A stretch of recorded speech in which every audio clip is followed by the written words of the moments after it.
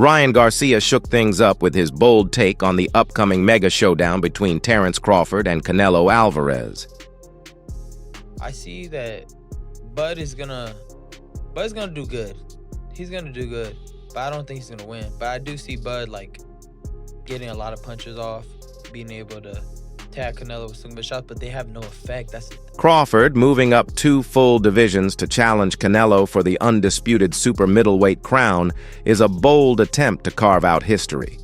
But opinions across the boxing world are divided. Every analyst and fighter brings a different lens to how the fight could unfold. Robert Garcia spoke with confidence about Crawford's undeniable talent, praising his versatility, the ability to fight off the back foot, press forward, and switch gears with ease. Yet having seen Canelo spar in person, Garcia remains unconvinced that Crawford possesses the kind of power to truly trouble him.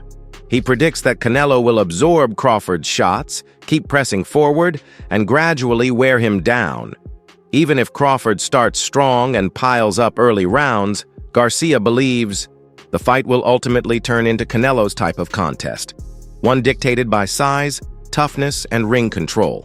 He has the best chin that I've ever seen. Bro, nothing moves his head. Yeah, I seen one time Triple G hit him and he kind of like, and then he's right back on it. Bro, that's the thing. Like, I know he's gonna be able to hit Canelo because I've seen Canelo in sparring where he like, not that he's getting hit. Well, he is getting hit, but it's so ineffective that what he's doing is just he imposing himself too well, and I see that happening. Yeah. Like, don't get me wrong, Crawford is a great fighter. I think he's one of the best. I just think that he's biting a little bit more than he could chew. But you never know. If anybody can do it, it could be Crawford. You know, I do see him like when he fights. I'm like, damn, how do you beat this guy? You know, he could do it all. He could box. He could bang. He could, you know, step on the gas when he needs to. He could, you know, he could do everything. The only thing I see is sometimes he gets cracked with some crazy ass shots. But other than that, I mean, he's really one of the most complete fighters I've seen. Brian "Bomac" McIntyre, Crawford's lead trainer, doesn't buy into the narrative that Canelo's strength will be decisive. He concedes that Alvarez's power might show itself in the early rounds, but argues it won't last the distance. In Bomac's eyes, Canelo has a history of fading midway through fights, particularly around the 6th or 7th round. That's when he expects Crawford to shift gears. His confidence lies in the belief that once the fight enters the later stages, Crawford's stamina and tempo will overwhelm Canelo, leaving him unable to keep up with the pace. Prediction on the fight for Canelo Alvarez and We're gonna Terence beat Crawford. this motherfucker. It ain't no cakewalk. We're gonna beat it. So I promise you that. And what's your message to the naysayers that Terence is too small? Watch the seat. I ain't steered you wrong yet. And I ain't in the business to start now. I try to tell them about Spence, but they didn't want to listen. Oh, Bo, I don't know what you talking about this and that. McIntyre has also dismissed the talk surrounding Canelo's choice of sparring partners. Reports revealed that Alvarez has been working with Jaron "Boots" Ennis, the undefeated welterweight many compare stylistically to Crawford. For Canelo, it was viewed as a major advantage to prepare against someone who mirrors Crawford's rhythm and explosiveness. But Bomac shrugs it off, insisting no sparring partner can truly replicate Crawford's mindset, sharpness, and unpredictable rhythm. He argues that on fight night, no amount of imitation will prepare Canelo for the real thing. You saw him sparring with Boots. Give me your initial response to that. That don't mean shit, man. That don't mean shit. That don't mean nothing, man. Boots ain't no Crawford. That's right. Yo, hey, like I said, that don't mean, all that don't mean nothing. That ain't gonna help him. He should have just got the last cab driver he just fought.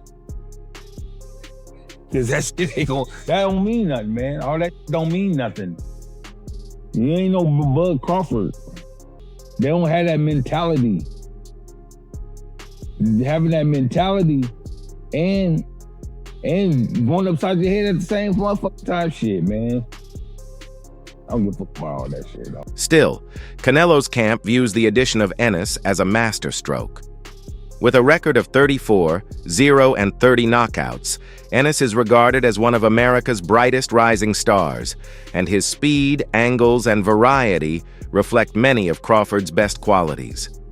Former champion Shawn Porter, who once shared the ring with Crawford, admitted this move was concerning.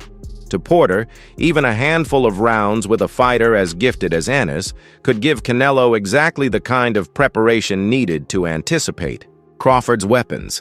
Having a sparring partner so close to Crawford's style, he believes, could prove invaluable once the lights shine in Las Vegas. With Canelo Alvarez, Terence is not going to see anything that he hasn't seen before. No, he hasn't seen this beast on fight night, but he's seen versions of this beast for a very, very, very long time. People have said that he's a blown-up 147-pound fighter. If you remember, he said it was hard for him to make 147 when he fought Errol Spence Jr. I was like, yo, how is that possible? I didn't realize like he was really doing everything that's needed to gain the weight properly. Most fighters don't know how to gain weight and fit into a weight class properly. He's done that. Beyond the training camps, analysts have been lining up with strong opinions.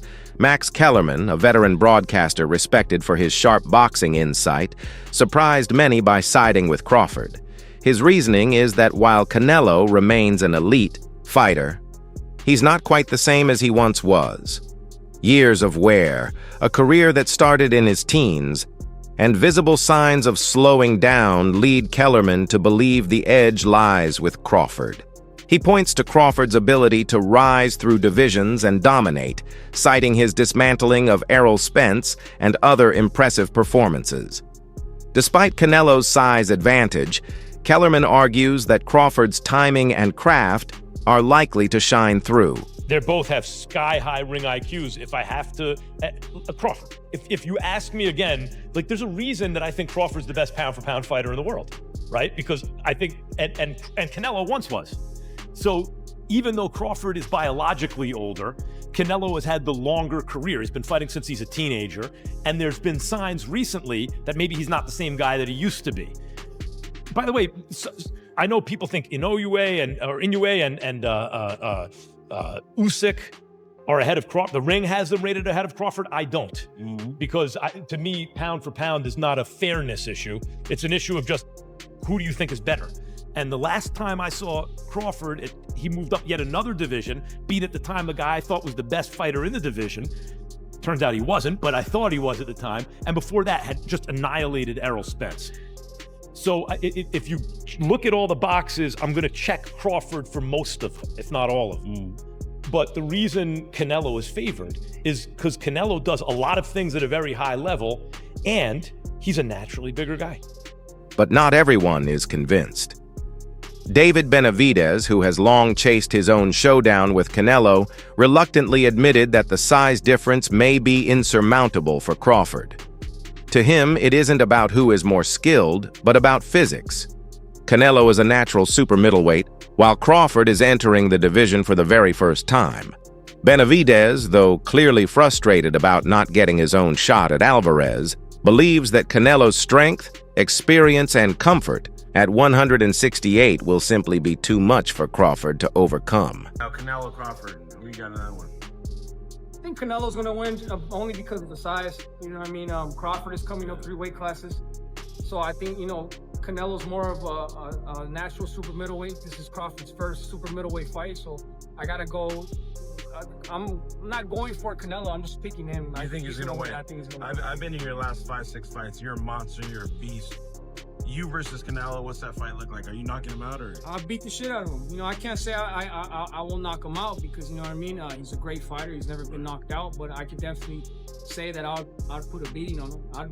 I'd put hands on him worse than anybody's ever put hands on him. Right, and he's a legend. Do you he's feel a legend, but I feel like I'm in my own way. I'm a legend. You know what I mean? That's what I'm calling all the great fighters, and I'm showing it. I'm showing why I want to be a legend. So at the end of the day, I ain't scared of nobody. I'll fight anybody, whenever, whoever. Do you feel like whenever? Do you feel like you got to play nice with Canelo? Like if you're talking shit in the media, he's not gonna fight you? Or I mean, what do you feel like? Honestly, give me your honest. Like, is it a money thing or? To be honest with you, bro, I just feel like he don't. it's not of a money thing. I feel like once I beat him, all his fame goes to me. You know, all his people go to me. So it's like a passing of the torch. And I just don't think he likes me. I don't think he likes me. So I don't think he'd want to pass the torch to me. Do you like Canelo? I don't have no problem with him. I've never met him. I've never seen him. I don't have a problem with him. Yeah, you're a classy guy. Yeah. Outside, we don't have no problem with him.